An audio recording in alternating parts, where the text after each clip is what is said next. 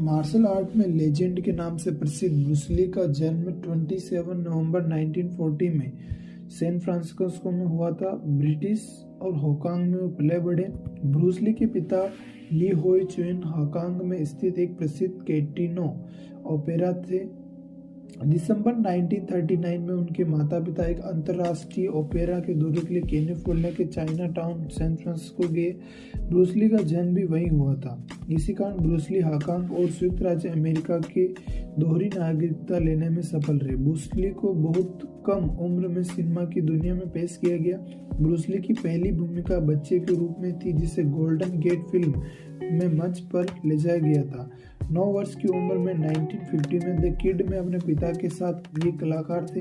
18 वर्ष में 20 फिल्मों में काम कर चुके थे।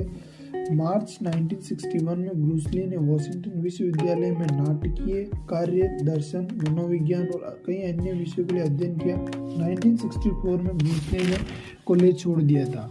1966 से 1967 तक ब्रूस ली ने विलियम डोजियर द्वारा निर्मित टीवी श्रृंखला में काटो की भूमिका निभाई। 1969 में अपनी पहली अमेरिकी फिल्म मार्लो में एक छोटा सा रोल प्ले किया। ब्रूस ली ने मार्शल आर्ट 13 वर्ष की उम्र में 1954 में विंग चून में ग्रैंड मास्टर के यिप मैन के अधीन प्रशिक्षण शुरू किया। ब्रूस ली के 1 वर्ष के प्रशिक्षण के बाद उनके कुछ साथियों ने ब्रूस ली के वंश के कारण प्रशिक्षण लेना उसके साथ बंद कर दिया, क्योंकि उनकी मां जर्मन वंशीय थी। इसके बाद ब्रूस ली ने यिप मैन के साथ अकेले निजी तौर पर प्रशिक्षण लेने लगे। ब्रूस ली जो सीखते थे मार्शल आर्ट में उसे जून फान गुंग फू नाम दिया। वोंग चुंग मैन के साथ एक लड़ाई में के दौरान ब्रूस ली के दर्शन को प्रभावित किया। इसी घटना से ब्रूस ली ने प्रशिक्षण के विभिन्न तरीके अपनाने का प्रयोग किए। ब्रूस ली ने उस पर बल दिया जिसे वे बिना शैली की शैली कहते थे। एक पार्कर के निमंत्रण पर ब्रूस ली 1964 पर लॉन्ग बीच इंटरनेशनल कराटे में प्रस्तुत हुए। यहीं पर उन्होंने 1 इंच पंच का प्रदर्शन किया।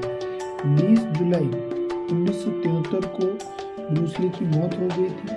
2008 म्यूजिक ग्रीष्मकालीन ओलंपिक में चीनी संस्कृति के प्रसार के लिए ली पर आधारित 50 भागों को एक टेलीविजन पर धारावाहिक the legend of Bruce Lee का फिल्मांकन शुरू कर दिया था 2008 में।